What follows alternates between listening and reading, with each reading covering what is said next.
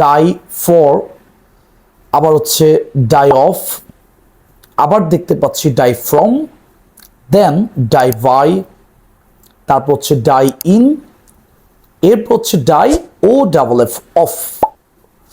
আমরা প্রত্যেকটা জিনিসের ব্যবহার কোন কোন ক্ষেত্রে হয় সে ব্যাপারগুলো ক্লিয়ার করার চেষ্টা করব।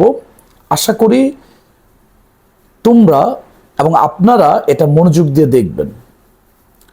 ডাই ফর এটা কখন বসে আমাদের? যখন দেখবেন কেউ কারোর জন্য মারা যায় কিংবা দেশের জন্য মারা যায়, তখন কিন্তু আমরা বসাবো ডাই ফর। একটা এক্সাম্পল এখানে আছে, দেখেন, he died that the country. তাহলে এখানে আমাদের কি হবে? He died for the country. কেন ফর হয়েছে? কারণ সে দেশের জন্য মারা গিয়েছে। হ্যাঁ, কেন মারা গেছে? দেশের জন্য। এই কারণে কিন্তু আমরা এখানে ফর কথাটা উল্লেখ করতে পারি। তারপর যেমন কেউ কাউকে অনেক সময় উদ্দেশ্য করে বলে যে I can die for you, আমি তোমার জন্য মরতে পারি। সেক্ষেত্রে কিন্তু আমরা এখানে ফরটা ইউজ করতে পারি, যেহেতু বলা হয়েছে যে ডাই ফর দেশের জন্য মারা যাওয়া, কিন্তু কারোর জন্য মারা যাওয়া। এই জিনিসগুলো আমরা একটু খেয়াল করব। আফটার দ্যাট আমাদের এসেছে ডাই অফ। এটা আমরা কখন বসাবো? যত প্রকার রোগ আছে, ওই রোগে যদি মানুষ মারা যায় তাহলে সেখানে কিন্তু আমরা ডাই অফ বসাবো। যেমন she died dash fever, she died dash cancer, she died dash typhoid, she died dash cholera. তো এরকম আমরা যদি বিভিন্ন রোগের কথা উল্লেখ করি তাহলে কিন্তু আমরা এখানে বলতে পারবো, যেমন আমরা ফেভার বললাম, তারপর আমরা বলতে পারি ক্যান্সার। এরকম আরও অনেক কিছু কিন্তু আমাদের রোগ আছে। আপনারা জানেন যে you know better than me, যে এখানে বিভিন্ন রোগে যদি মারা যায় তাহলে অবশ্যই আমরা সেখানে কি বসাবো?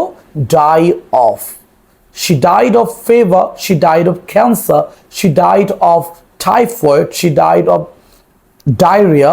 এইগুলো যদি বোঝায় তাহলে সেটার অর্থ কিন্তু হয় সেই রোগে মারা গিয়েছিল। ওকে, তারপর হচ্ছে আমরা after that will jump on the third one, die from.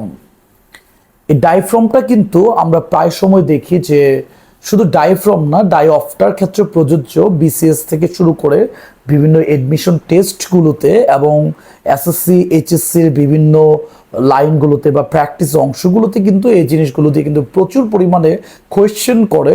So আমরা এই ডাই ফ্রমটা সম্পর্কে আমরা একটু জানি আসলে কখন বসে। এটা এখানে আপনারা দেখতে পাচ্ছেন যে বিশেষ কারণে মরা। মানুষ কিন্তু অনেক সময় বিশেষ কারণে মারা যায়। বিশেষ কারণে বলতে কেমন হয়? যেমন অতিরিক্ত ক্ষুধা লেগে মানুষ মারা যেতে পারেন।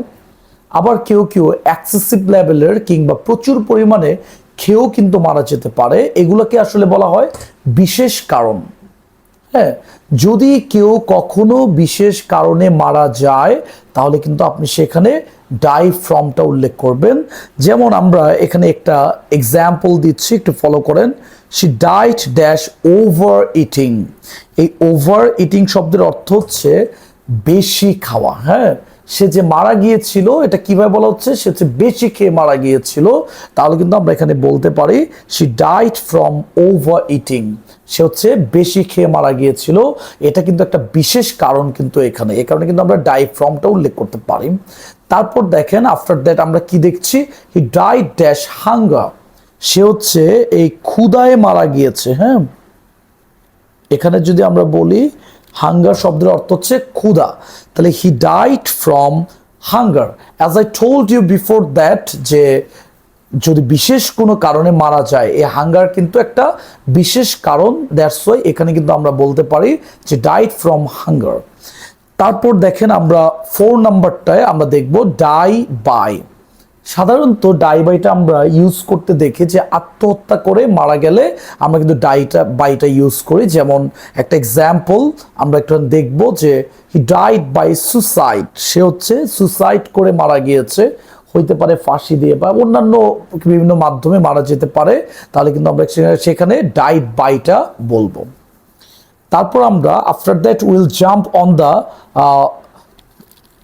ফিফথ নাম্বার, তাহলে আমরা এখানে দেখব ডাই ইন।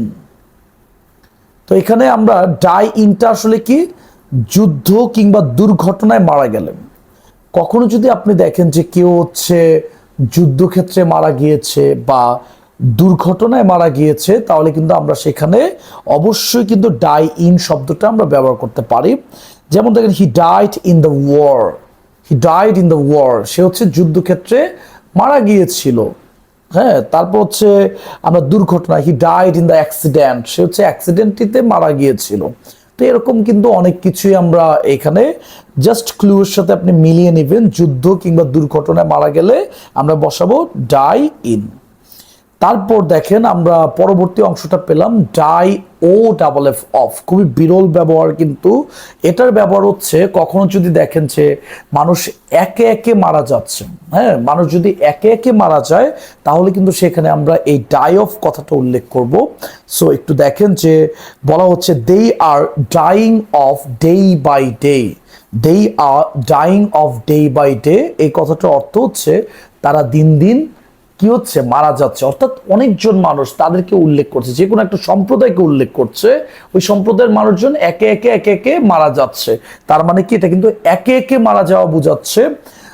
হোপসো আপনারা এই টপিকটা সম্পর্কে, যে আমরা যতগুলো 6টা মাধ্যম বলেছি, যে 1 2 3 4 5 6 পর্যন্ত আপনারা বুঝতে পেরেছেন। যদিও আপনাদের এখানে যদি কোনো প্রকার প্রবলেম থাকে আমাকে নির্দ্বিধায় জানাবেন, আমি আপনাদের এই কনফিউশনটা ক্লিয়ার করার চেষ্টা করব। দেখা হচ্ছে অ্যানাদার ভিডিওতে, অবশ্যই আপনারা পাশে থাকবেন। আসসালামু আলাইকুম।